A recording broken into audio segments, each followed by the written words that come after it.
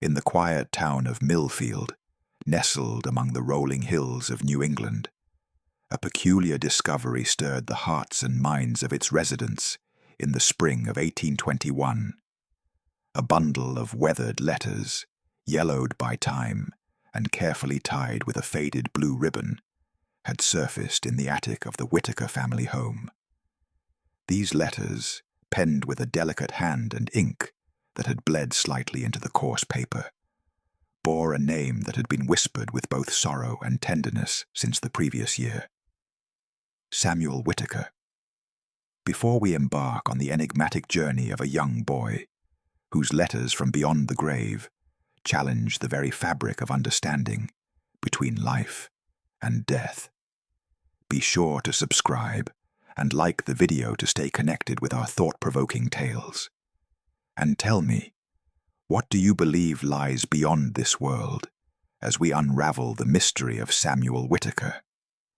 Samuel was a boy of 12, known to the townsfolk as a bright and curious child, whose life, though brief, had left an indelible mark on those who knew him.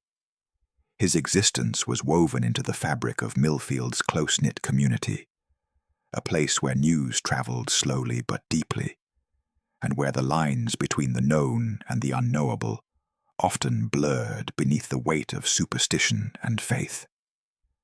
The letters, alleged to have been written by Samuel himself after his death, promised a revelation that challenged the very notions of mortality and the afterlife held by the people of early 19th century America. At the dawn of the 1820s, America was a nation in transition. The echoes of the Revolutionary War had given way to a burgeoning sense of identity and purpose, while the Second Great Awakening swept through the countryside with fervent religious revivalism.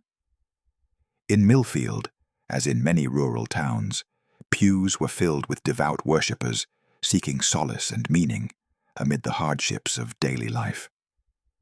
Scientific understanding of death was rudimentary at best, and the soul's journey beyond the veil remained a subject of both hope and fear, whispered about in sermons and around hearth fires alike.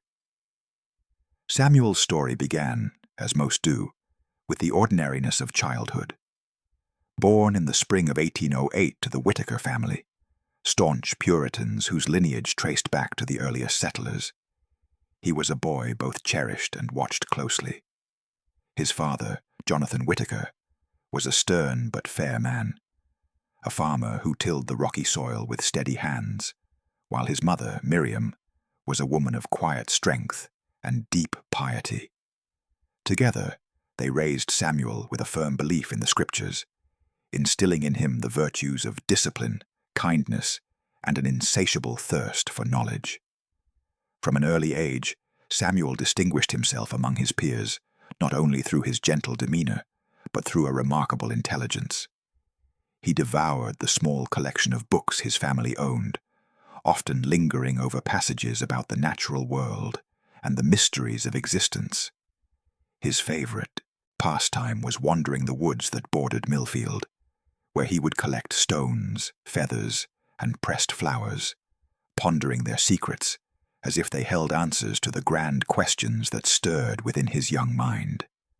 Schooling in Millfield was modest, a single-room schoolhouse where a rotating cast of teachers endeavored to impart reading, writing, and arithmetic to the town's children.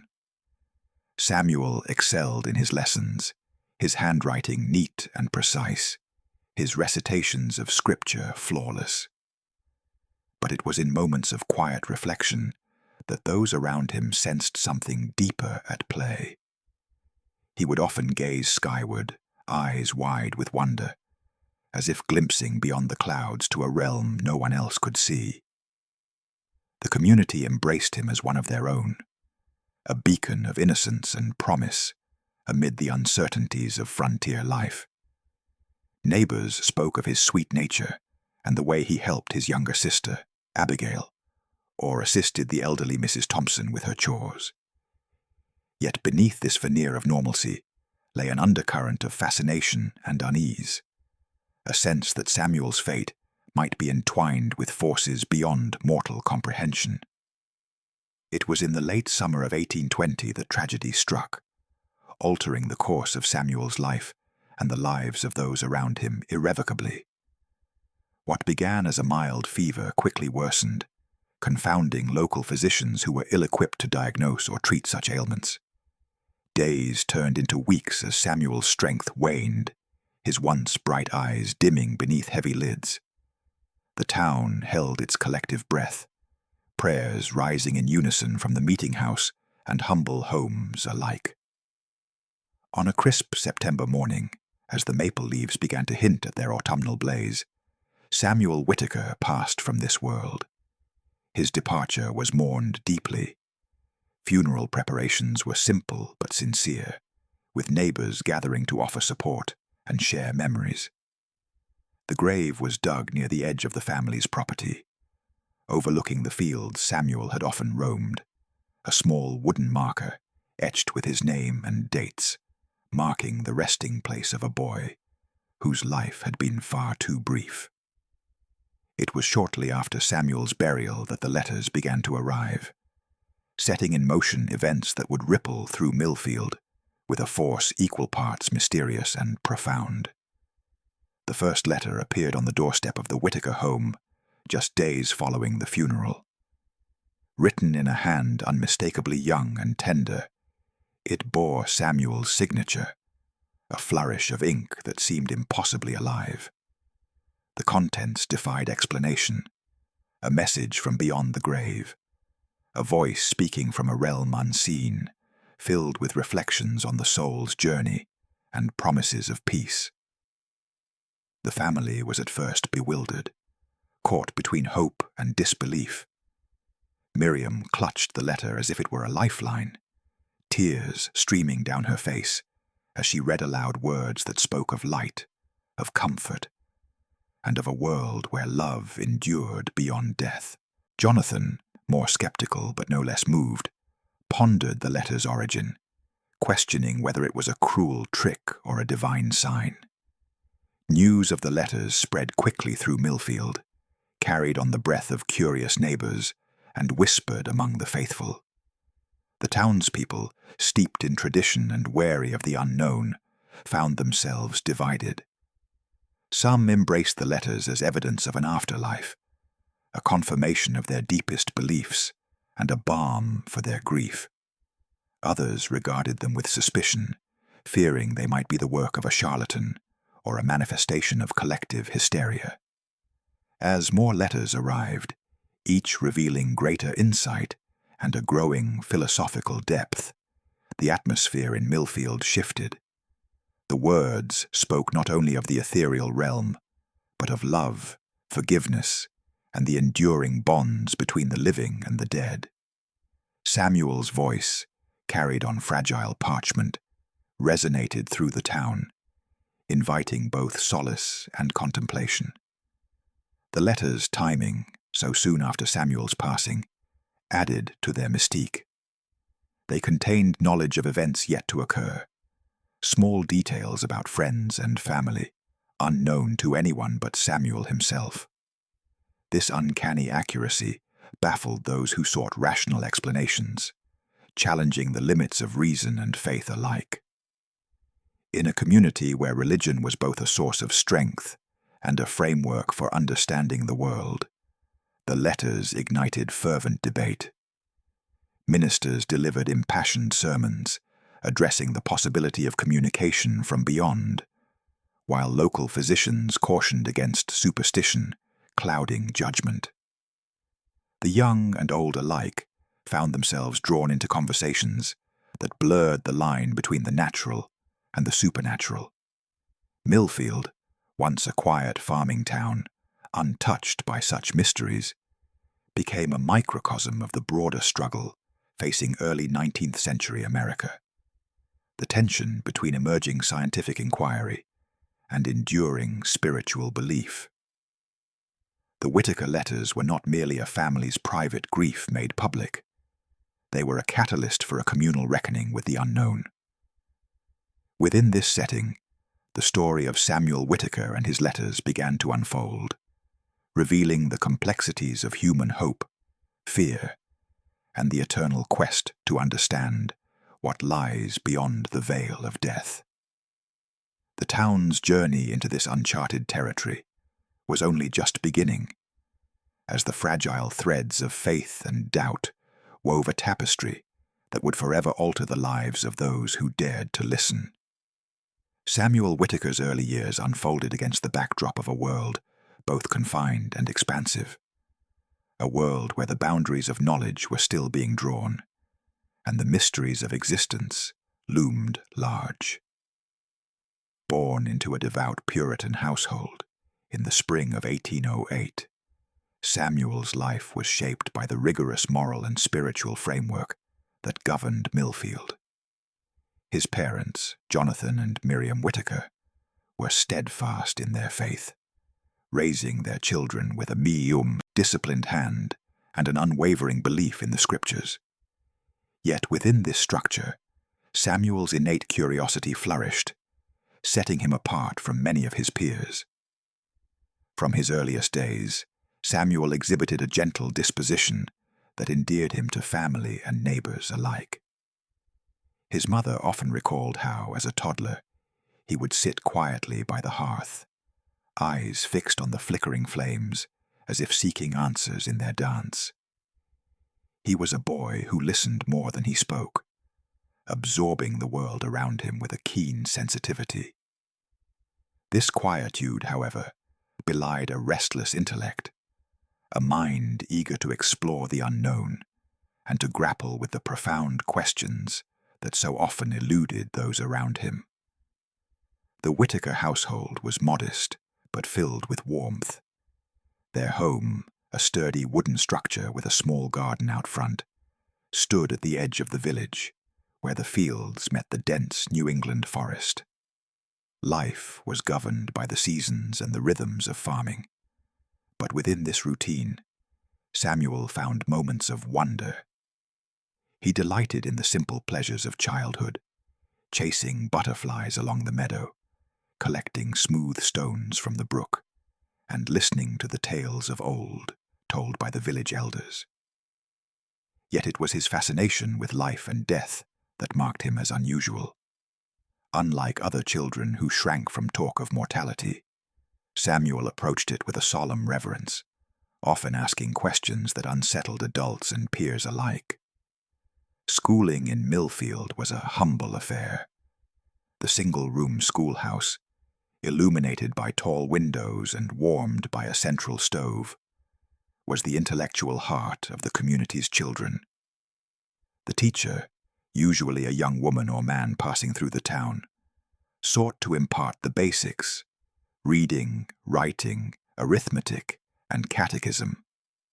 Samuel excelled in every subject, his handwriting neat and precise, his recitations of scripture clear and confident.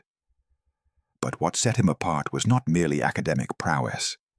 It was the depth of his understanding and the earnestness with which he sought meaning beyond the surface. Friends found in Samuel a kind and thoughtful companion. He was never one to dominate play or conversation. Instead, he was content to listen, to offer a gentle word or a helping hand. His bond with his younger sister, Abigail, was particularly tender. Often seen guiding her through the woods or sharing whispered stories by candlelight, Samuel took on a protective role, embodying the virtues his parents so deeply cherished. Yet, despite this outward normalcy, those closest to him sensed an otherworldly quality in Samuel's presence. Neighbors remarked on his habit of staring skyward for long moments, as if communing with unseen forces. At times, he would speak of dreams that felt more like visions, glimpses of places and beings beyond human understanding. These moments were met with a mixture of awe and apprehension, for in Millfield, as in much of early America, the line between spiritual, grace, and ominous portent was thin and often crossed. As summer turned to late August in 1820, Samuel's health began to falter. What seemed at first to be a common ailment, a fever brought on by the lingering heat, quickly took a sinister turn. His parents, alarmed by his growing weakness and pallor, sought the counsel of Dr. Emery, the village physician. Medicine in this era was limited, based largely on herbal remedies and rudimentary knowledge. Dr. Emery, a kind man with a gentle bedside manner, administered what treatments he could, but the illness proved relentless. Throughout that summer, Samuel's condition waxed and waned. There were moments when his bright eyes would flash with the same clarity and curiosity that had always defined him, only to be overshadowed by spells of exhaustion and confusion. His sister Abigail would hold his hand during these times, whispering prayers and recounting stories to comfort him. The family's household grew tense with quiet desperation, their prayers intensifying as the boy they loved slipped further from their grasp. The town watched with heavy hearts.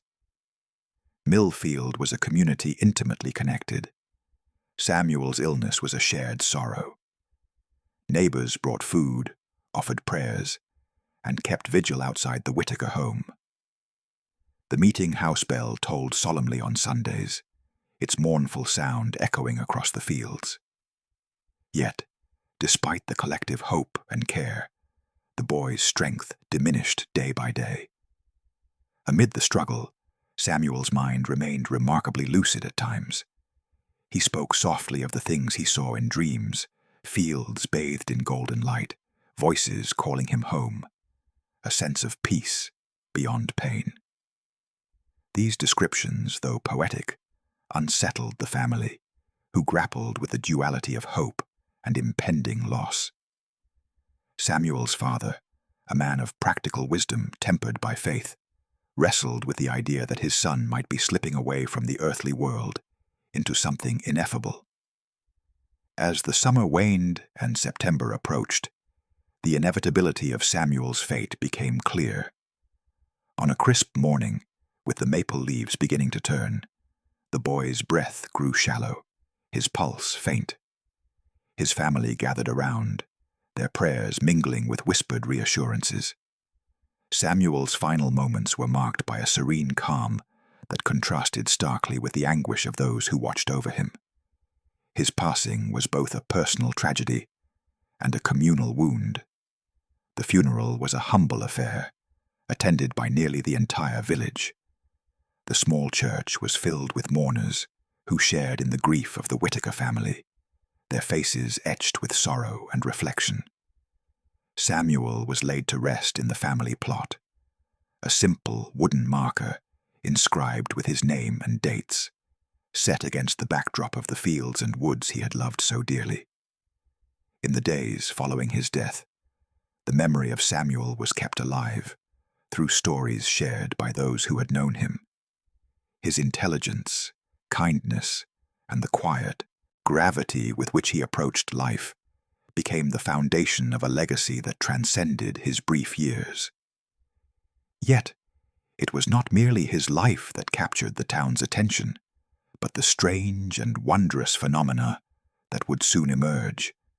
Letters, purportedly written by Samuel after death, that would challenge the very understanding of life, death, and what lies beyond.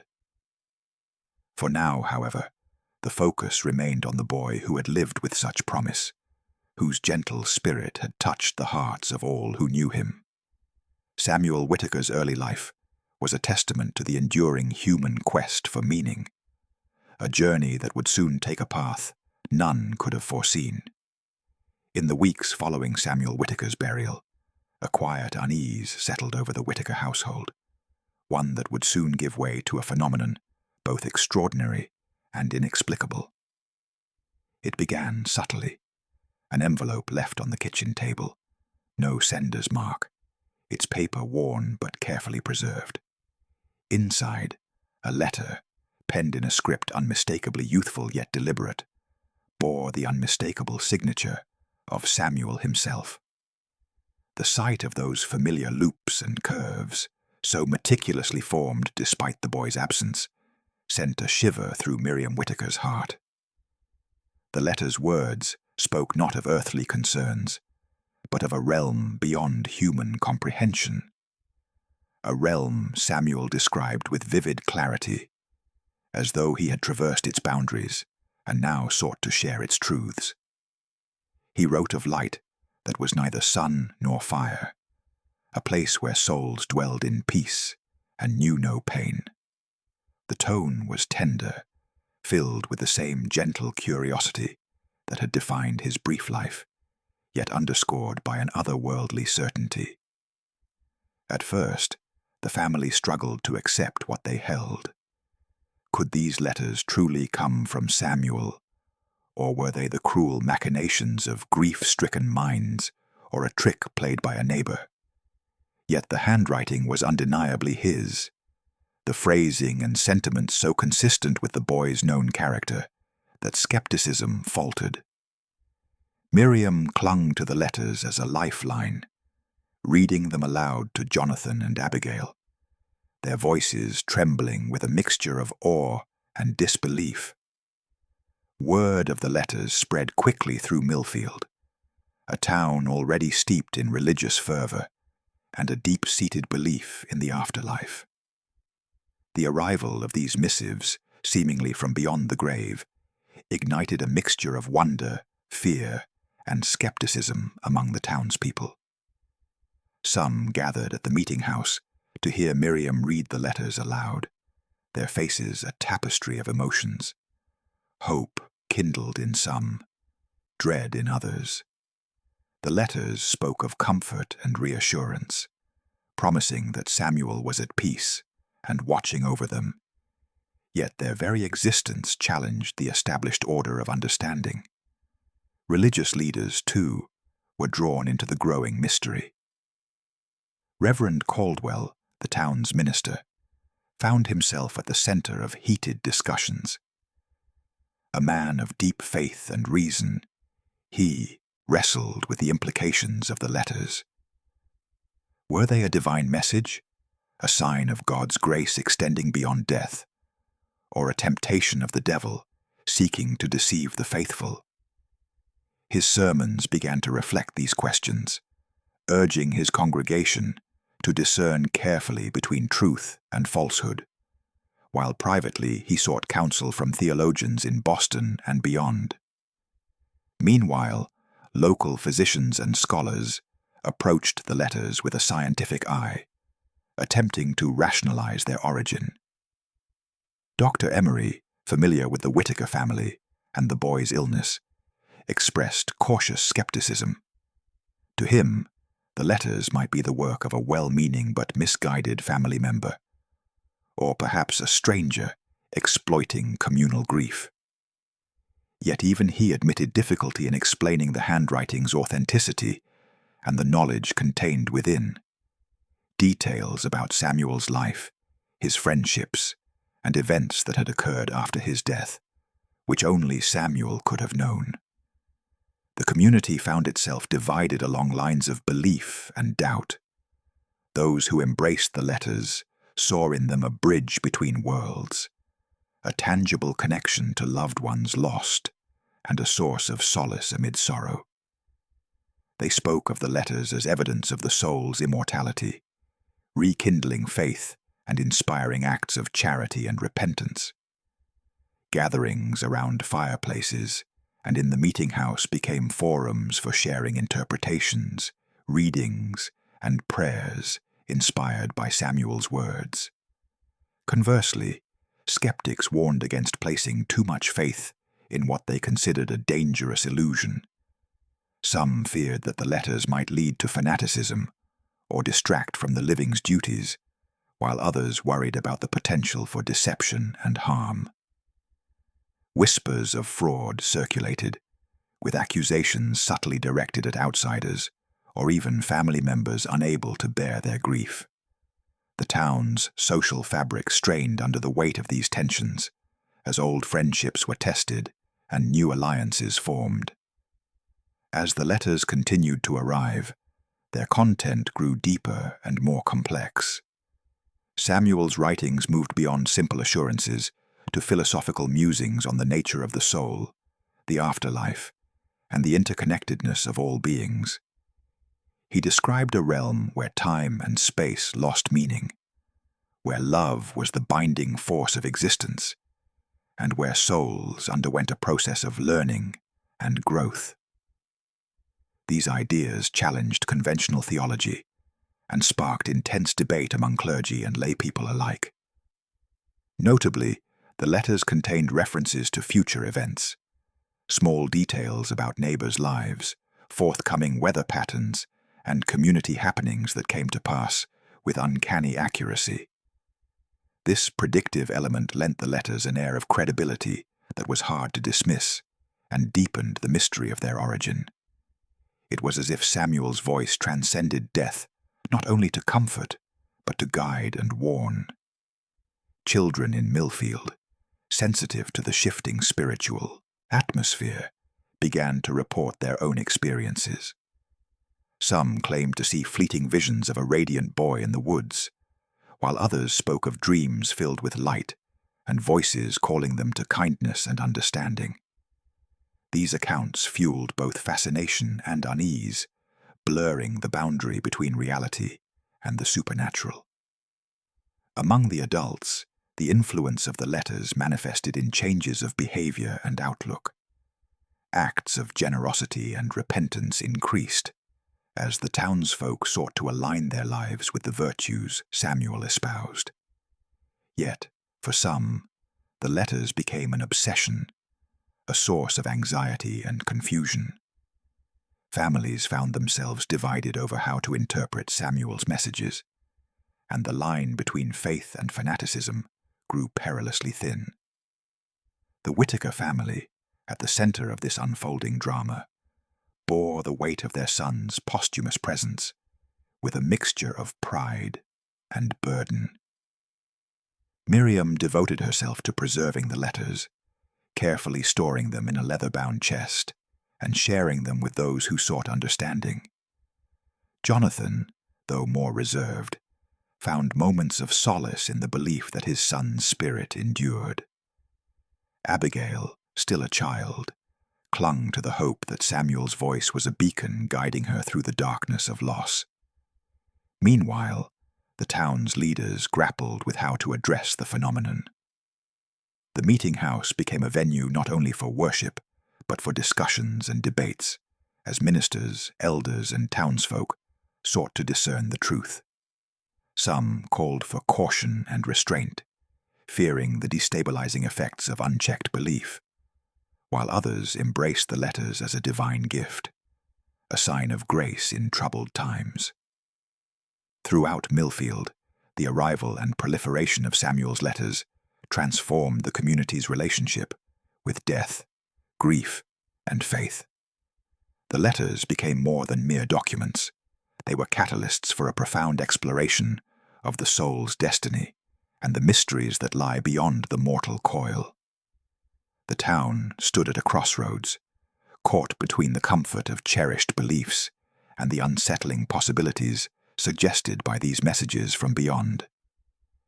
In this charged atmosphere, the story of Samuel Whittaker evolved from a personal tragedy into a communal enigma, one that challenged the boundaries of understanding and beckoned the people of Millfield to confront the unknown with courage, skepticism, and hope. The letter's influence was only beginning to ripple through the fabric of the town's life, setting the stage for the profound transformations and conflicts that lay ahead. As the letters from Samuel Whittaker continued to arrive, the town of Millfield found itself embroiled in a growing maelstrom of curiosity, faith, and doubt. The phenomenon that had begun as a private mystery within the Whittaker household now demanded the attention of the community's most respected figures, religious leaders, physicians, and scholars, each seeking to unravel the enigma that challenged everything they thought they knew about life, death, and the soul. Reverend Caldwell, Millfield's minister, found himself at the epicenter of the debate. A man of devout faith yet thoughtful reason, he felt a profound responsibility to guide his flock through the turmoil. The letters' claims of communication from beyond the grave were both a source of comfort and a theological conundrum. Could these messages truly be divine, a window into the afterlife? Or were they the work of darker forces seeking to deceive the faithful? Determined to seek clarity, Reverend Caldwell convened meetings with other clergy from neighboring towns, hoping to draw on their wisdom and experience. In these gatherings, the ministers grappled with the implications of the letters. Some saw them as a miraculous sign, affirming the immortality of the soul and the power of God's grace. Others cautioned against embracing such phenomena too readily, warning that the devil was known to masquerade as an angel of light to lead the unwary astray. Within Millfield, the minister's sermons began to reflect this struggle. He preached of discernment, urging his congregation to weigh the letters carefully, to seek truth through scripture and prayer, rather than emotion alone. His words resonated with many, but also stirred unease among those who yearned for unequivocal answers. The meeting house, once a place of quiet worship, became a forum for heated discussions and whispered doubts. Parallel to the religious debates, the town's physicians approached the letters with a scientific and medical lens. Dr. Emery, familiar with the Whittaker family and their son's illness, was among the first to express his views. To him, the letters posed a challenge to reason and evidence, yet he could not dismiss them outright. The handwriting matched Samuel's with unsettling precision, and the content revealed knowledge of events and intimate details only the boy could have known.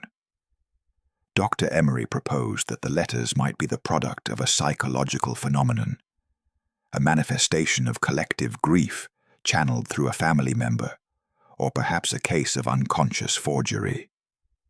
He suggested that intense emotional distress could inspire such occurrences, a theory that found some acceptance among the more skeptical townsfolk. Yet, this explanation failed to account for the letters' predictive elements or their coherent philosophical reflections. Other local scholars and learned men joined the discourse, some intrigued by the possibility that the letters might represent a form of spiritual communication yet unknown to science.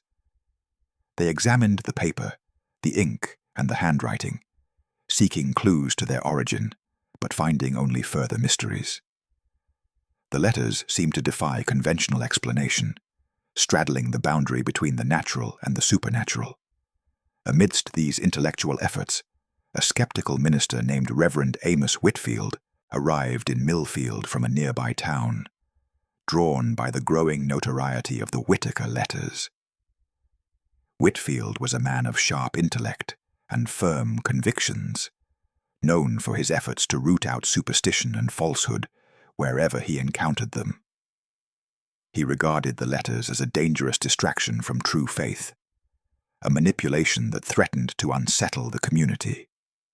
Determined to expose what he believed to be a hoax, Reverend Whitfield sought to investigate the Whittaker household and the circumstances surrounding the letters' appearance.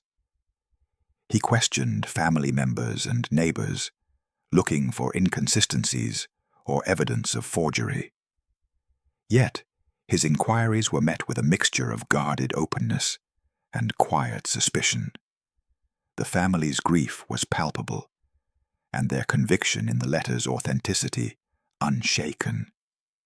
One evening, as Reverend Whitfield prepared to deliver a sermon denouncing the letters, an event occurred that shook his skepticism to its core. While walking near the edge of the woods, he reported hearing a faint voice calling his name, accompanied by a soft glow that seemed to hover just beyond sight. The experience left him unsettled, and though he struggled to interpret it, he could not dismiss it as mere imagination. This encounter deepened the complexity of his position, challenging his rigid views and sowing seeds of doubt. The town itself became divided between believers and skeptics, a schism that permeated social and religious life. Those who embraced the letters as divine messages found their faith renewed, organizing gatherings to discuss their meaning and implications. These meetings often included readings of Samuel's words, prayers, and shared testimonies of personal experiences that seemed to echo the boys' descriptions of the afterlife. Conversely, skeptics warned against what they saw as a dangerous path. They feared that obsession with the letters might lead to fanaticism, superstition, or neglect of earthly duties. Some families forbade their children from participating in discussions related to the letters, concerned about the psychological impact. The tension manifested in whispered conversations, wary glances, and occasional confrontations, underscoring the fragile balance between hope and fear within the community. Amid this divide, the letters' influence extended beyond mere belief. They began to shape behavior and attitudes across Millfield. Inspired by Samuel's messages of love, forgiveness, and moral growth, many townsfolk undertook acts of charity and repentance. Accounts emerged of neighbors reconciling long-standing disputes, of increased generosity toward the poor, and of renewed dedication to spiritual life. The letters became a catalyst for transformation, even as their origin remained shrouded in mystery. Yet for some, the letters became a source of obsession and anxiety. The weight of interpreting the messages and discerning their true nature proved a heavy burden. Families wrestled with the implications for their understanding of death and the afterlife. Questions arose about the permanence of the soul, the existence of heaven and hell, and the possibility of communication beyond death.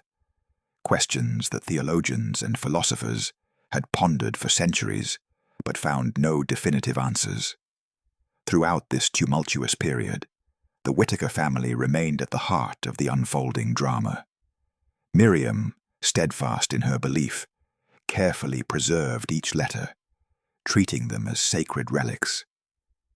Jonathan, though more reserved, found moments of solace in the thought that his son's voice endured. Abigail, growing older, embraced the hope the letters offered, even as she struggled to comprehend their deeper meanings. For the town of Millfield, the arrival of the letters had become a turning point, a moment when the boundaries between the living and the dead seemed to blur, and the community was forced to confront the mysteries of existence with a mixture of faith, skepticism, and yearning. The debates and divisions only deepened the enigma, setting the stage for further revelations and challenges that lay ahead. In this crucible of belief and doubt, Millfield stood poised on the edge of an extraordinary journey, one that would test the limits of human understanding and forever alter the way its people perceived life, death, and what might lie beyond. The letters attributed to Samuel Whittaker had long since transcended their initial shock value, embedding themselves deeply within the fabric of Millfield's community life. By the spring of 1822, their influence was palpable, touching hearts and minds in ways both subtle and profound. What began as an eerie curiosity had grown into a movement, a spiritual awakening that both united and unsettled the townsfolk. Public gatherings became commonplace, drawing crowds to the meeting house and private homes, where Samuel's words were read aloud and discussed with fervor. These assemblies were marked by a solemn reverence, as if the boy's voice echoed beyond the confines of parchment and wood, reaching into the very souls of those who listened. His letters, filled with exhortations to love, forgiveness, and moral reflection, stirred a renewed commitment to faith and good works among the people. In the flickering candlelight of these meetings, neighbors shared stories of transformation inspired by Samuel's messages. Old grievances were laid aside, families reconciled after years of estrangement. Acts of charity and kindness blossomed, from the provision of food to the needy, to the care of the sick and elderly. The town's collective spirit seemed to lift, buoyed by a sense of purpose and connection. Samuel's words, though penned by a boy long gone, had become a living force within Millfield. Children, in particular, were drawn to the letter's ethereal descriptions of the afterlife. They spoke of visions and dreams that mirrored Samuel's writings, glimpses of radiant light, the warmth of unseen embraces, and the presence of gentle guides. Some claimed to hear his voice calling them to kindness and understanding, their innocent hearts attuned to a world beyond the visible. These youthful experiences both comforted and mystified the adults, who struggled to interpret their significance. Yet, amid this spiritual fervor, unease simmered beneath the surface. The fervent devotion inspired by the letters sometimes bordered on obsession.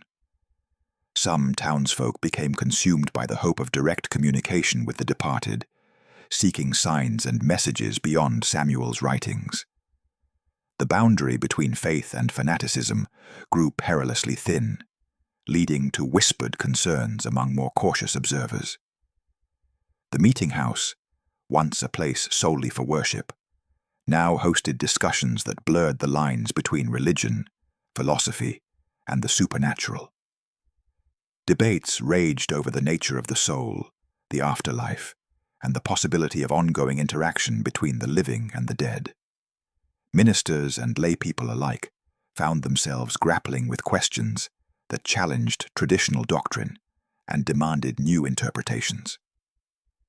One particularly poignant moment occurred during a town gathering when a group of children claimed to have seen a luminous figure near the edge of the woods, an apparition matching Samuel's description in his letters.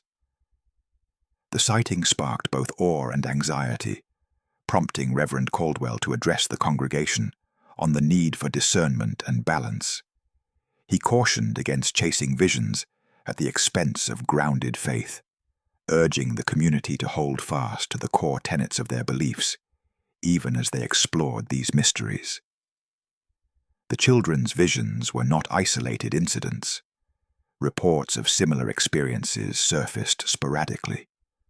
Whispers of gentle voices in the night, fleeting shadows cast by candlelight, and sensations of unseen presence during prayer. These phenomena heightened the town's fascination and apprehension, deepening the sense that Samuel's influence extended far beyond the written word. The letters also inspired a flowering of artistic expression in Millfield.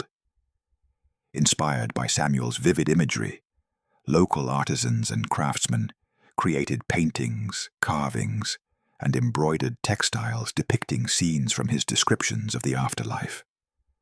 These works, though simple in execution, carried a profound emotional weight, serving as tangible reminders of the spiritual journey Samuel had embarked upon, and perhaps beckoned others to follow. As the community grappled with these extraordinary experiences, the divisions within Millfield became more pronounced. Those who embraced the letter's messages as divine truth found themselves at odds with skeptics wary of deception and delusion. Social gatherings and family dinners occasionally turned tense as differing views surfaced, reflecting the broader struggle between faith and reason that echoed through early America. Despite the tensions, the letter's moral influence was undeniable. Crime rates in Millfield reportedly declined, and instances of selfishness and cruelty gave way to acts of compassion and selflessness. The town's leaders spoke of a renewed sense of unity and purpose, attributing much of this transformation to the hope and guidance found in Samuel's words. Yet, for all the positive change, questions lingered. What was the true origin of these letters? How had a boy, departed from this world, managed to communicate with the living in such detail and depth? And what did it all mean for the nature of existence itself? The Whittaker family remained central to Millfield's evolving spiritual landscape. Miriam, ever devoted, continued to safeguard the letters, sharing them with those who sought comfort and insight. Jonathan, though more reserved, expressed a quiet pride in his son's enduring legacy. Abigail, now entering adolescence, wrestled with the weight of Samuel's words, feeling both uplifted and burdened by their significance. As the seasons turned, the town found itself caught between the solace offered by Samuel's letters and the unsettling mysteries they unveiled. The community's journey, a delicate dance between hope and doubt, faith and skepticism, was far from over. The letters had sparked a profound awakening, but with it came challenges that would test the hearts and minds of Millfield's people in the years to come.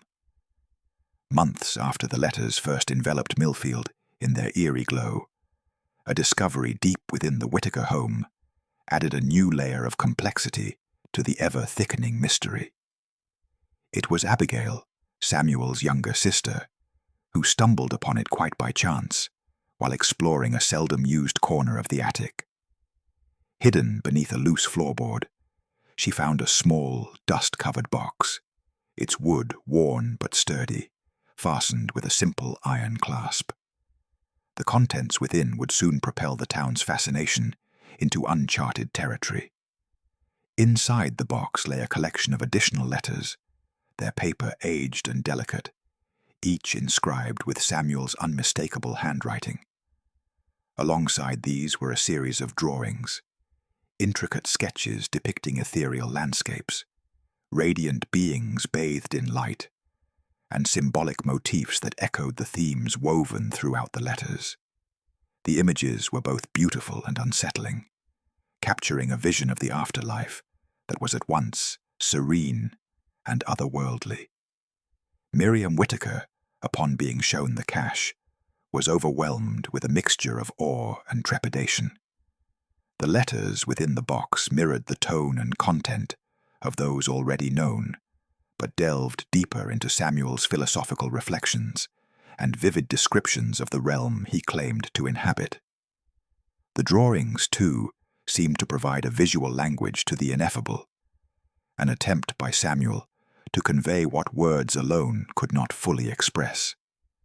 News of the hidden box spread swiftly through Millfield, electrifying the town's already heightened spiritual atmosphere. The letters and drawings were examined by a circle of trusted individuals, clergy, scholars, and curious townsfolk alike. The authenticity of the handwriting was affirmed by those familiar with Samuel's script, and the consistency of the themes lent credence to their origin. Yet, with this discovery came new questions and anxieties. How had these materials come to be hidden away, and by whom? The suggestion that Samuel had prepared such documents prior to his death lent weight to the idea that he had been engaged in a profound spiritual journey even before his passing. Some speculated that the drawings were visions granted to him in his final days, perhaps glimpses of the afterlife that now found expression on parchment. The town's scholars sought to analyze the materials with the limited means available to them. They noted the precision of the drawings, the symbolism reminiscent of religious iconography, yet infused with a freshness that defied easy categorization. The letters contained philosophical musings that challenged prevailing theological doctrines, inviting readers to reconsider established notions of the soul's destiny and the nature of divine love. Simultaneously, the atmosphere in Millfield grew charged with unexplained phenomena. Residents began reporting strange lights flickering in the night sky, glimmers that danced just beyond the treetops near the Whittaker homestead. Others spoke of ethereal sounds, soft whispers carried on the wind, the faint rustling of unseen wings, and melodies that seemed to emanate from nowhere, yet filled the heart with longing. These occurrences, though subtle, were undeniable, They heightened the town's sense of wonder and apprehension, blurring the boundary between the spiritual and the physical. Some embraced these signs as confirmation of Samuel's continued presence and the truth of his letters. Others viewed them with suspicion, fearful that the community was being drawn into a realm of illusion or even peril. The children of Millfield, ever attuned to the mysteries around them, were particularly affected.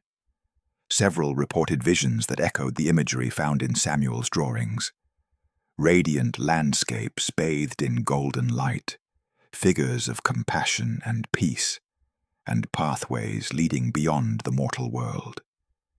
These experiences, shared in hushed tones, further deepened the town's fascination and unease. In the midst of these developments, a renewed scholarly inquiry emerged. Local ministers and learned men debated the implications of the hidden letters and drawings. Some argued they represented a divine revelation, a glimpse into the heavenly realm granted to an innocent soul. Others cautioned that the materials challenged orthodoxy and might lead the faithful astray if interpreted without care. The Whittaker family found themselves at the heart of this unfolding drama once more. Miriam, burdened by the weight of the discovery, sought to protect both the materials and the community from potential harm. Jonathan, though more reticent, recognized the need for prudence and dialogue, encouraging measured reflection rather than rash judgment. Abigail, caught between childhood innocence and growing awareness, grappled with the profound significance of what she had uncovered. As the town wrestled with these mysteries, Millfield itself seemed to shift.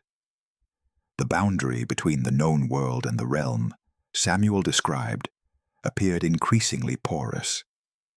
Reports of altered perceptions multiplied. Neighbors described moments when time seemed to slow or lose meaning, when familiar spaces felt suffused with otherworldly light, and when the veil between past and present thinned. These phenomena defied scientific explanation, confounding the limited understanding of the day. Physicians like Dr. Emery could offer no medical cause, while theologians struggled to reconcile the experiences with established doctrine. The town's elders, too, found their certainties challenged, forced to confront the possibility that the world held secrets far beyond human comprehension. The hidden letters and drawings, coupled with these strange occurrences, deepened the communal sense of living on the threshold of something profound. Millfield's residents found themselves both comforted and disquieted by the knowledge that their lives were entwined with forces unseen and perhaps divine. In this crucible of faith and mystery, the story of Samuel Whittaker continued to unfold, a narrative that blurred the lines between life and death, the material and the spiritual, certainty and doubt. The town stood poised at a turning point, its people drawn into a journey that would test their beliefs, challenge their understanding, and forever alter the way they perceived the world around them. As the months passed, the fervor that had gripped Millfield began to wane, leaving in its wake a community transformed, yet burdened by lingering questions and subdued sorrow. The steady arrival of letters from beyond had ceased, their silence as profound and unsettling as their once constant presence. The Whittaker family, whose lives had been irrevocably altered by these messages, now found themselves custodians of a legacy both cherished and enigmatic. The cessation of the letters was met with a complex mixture of emotions. Relief mingled with longing, as the townsfolk grappled with the absence of the ethereal communications that had, for a time, provided solace and guidance. Mourning gave way to reflection, and in the quiet moments of contemplation, many sought to understand the meaning of what had transpired. Miriam Whittaker devoted herself to preserving the letters and drawings, carefully storing them in a chest lined with soft cloth, protecting fragile pages from the ravages of time. She welcomed visitors who came seeking comfort or insight, sharing Samuel's words with a reverence that bordered on sacred. To her, the documents were more than relics. They were a bridge between worlds, a testament to a love that transcended death. Jonathan, quieter and more reserved, found his grief tempered by a steady acceptance. Though the letters had stirred his skepticism and hope in equal measure, he now embraced their legacy as part of the family's history, a story to be told with both faith and humility. His work in the fields continued with renewed purpose, grounding him amidst the intangible mysteries that surrounded them. Abigail, growing into adolescence, carried the weight of her brother's legacy with a mixture of wonder and burden. She often retreated to the attic where she had discovered the hidden box, gazing upon the letters and drawings, as if seeking answers written in the delicate script and ethereal images. Her dreams were sometimes filled with the visions Samuel had described, and though the letters had ceased, their presence lingered in her heart. Beyond the Whittaker household, the town itself began to return to a semblance of normalcy, yet the imprint of the letters remained etched in its collective consciousness. The public gatherings that had once been frequent grew sparse, as the initial urgency gave way to quieter contemplation. The meeting house resumed its traditional role, though the echoes of past debates and revelations lingered in its wooden walls. Millfield's residents found themselves reflecting on the profound impact the letters had wrought. Some embraced a deepened spirituality, their faith enriched by the experience of contact with the unknown. Others maintained a cautious distance, wary of the emotions stirred and the uncertainties unveiled. The town's social fabric, once strained by division, slowly mended as shared experiences forged new bonds. The letters themselves became objects of study and inspiration. Scholars from neighboring towns requested access to the documents, seeking to understand their origin and implications. The Whittaker family, mindful of their responsibility, allowed careful examination while guarding against sensationalism. The letters entered local lore, their story passed down through generations as both a miracle and a mystery. Millfield's children, inspired by Samuel's words and visions, continued to tell tales of the radiant landscapes and gentle guides described in the letters. These stories became part of the town's oral tradition, weaving spiritual lessons into the fabric of everyday life. The artistic expressions inspired by the letters, paintings, carvings, and embroidered works, found places of honor in homes and public spaces, tangible reminders of the boy who had touched their world. Yet, despite the passage of time, questions remained unanswered.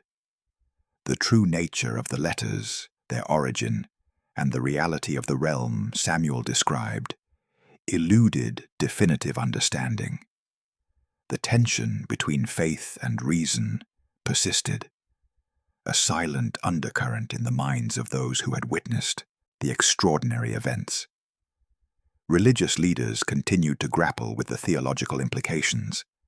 Some regarded the letters as divine gifts, affirming the promise of eternal life and the continuity of the soul.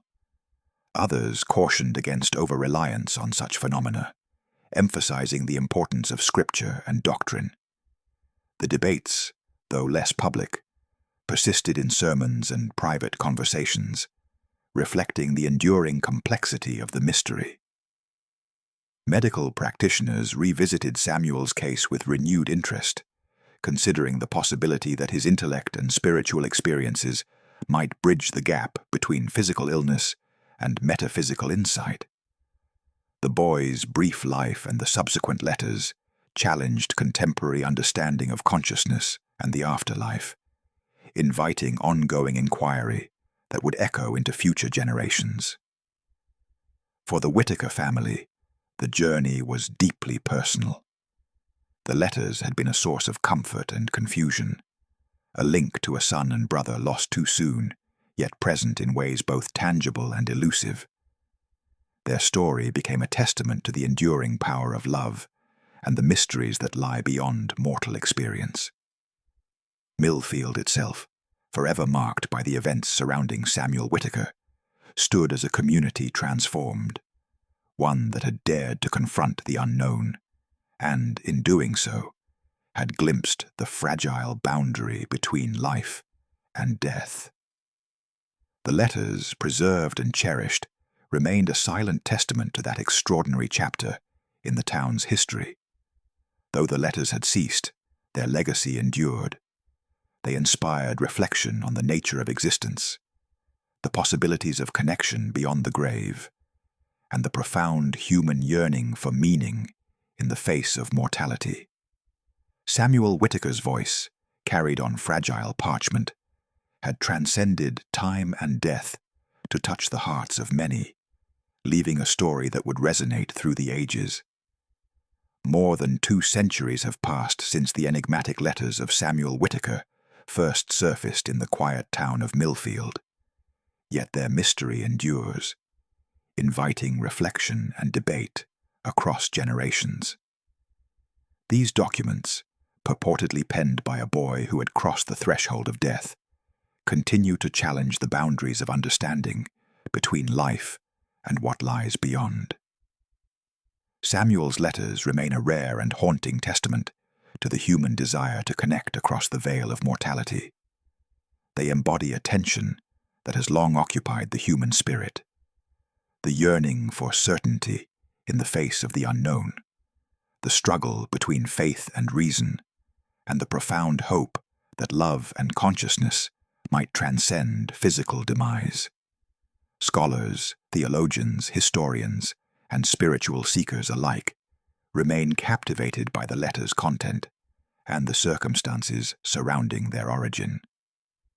The enduring fascination with Samuel's story highlights the complexity of confronting death in a world where science and spirituality often find uneasy common ground. His writings, filled with vivid descriptions of an ethereal realm and philosophical musings on the soul's journey, challenge rigid doctrines and invite a more expansive view of existence. They provoke questions that resist definitive answers. What is the nature of the afterlife? Can consciousness persist beyond the body? Might communication across the divide be possible? In the centuries since, the letters have been studied with a variety of lenses: historical, linguistic, psychological, and theological. Some interpret them as genuine messages from beyond, evidence of a realm unseen, yet intimately connected to our own. Others regard them as a poignant artifact of grief and hope, a product of the cultural and religious milieu of early 19th century America, reflecting the era's spiritual anxieties and aspirations. The community of Millfield, once the epicenter of this extraordinary phenomenon, has woven Samuel's story into its cultural fabric. The letters are preserved in local archives, their pages fragile but revered. Memorials and historical markers honor the boy whose brief life sparked a profound exploration of mortality and meaning. Annual gatherings offer a moment of remembrance and reflection, bridging past and present. Beyond Millfield, Samuel Whittaker's letters continue to inspire discourse on the possibilities of life after death and the human yearning for connection beyond physical separation. Spiritualists and paranormal researchers cite the letters as compelling early examples of purported afterlife communication, while skeptics use them to explore the psychology of grief and belief. The story remains a touchstone in the ongoing dialogue between science, religion, and the mysteries that elude both. The letters' legacy transcends their words. They serve as a mirror, reflecting humanity's deepest fears and hopes. the desire to understand what lies beyond the final breath and to find meaning in loss. Samuel's voice, fragile yet persistent, invites each generation to ponder the mysteries of existence and the continuing quest to bridge the divide between life and death. In this way, the story of Samuel Whitaker endures, not simply as a historical curiosity, but as a living narrative that challenges, comforts, and inspires. It beckons us to consider the vastness of human experience and the possibility that, in the silent spaces between worlds, connection and understanding may yet be found.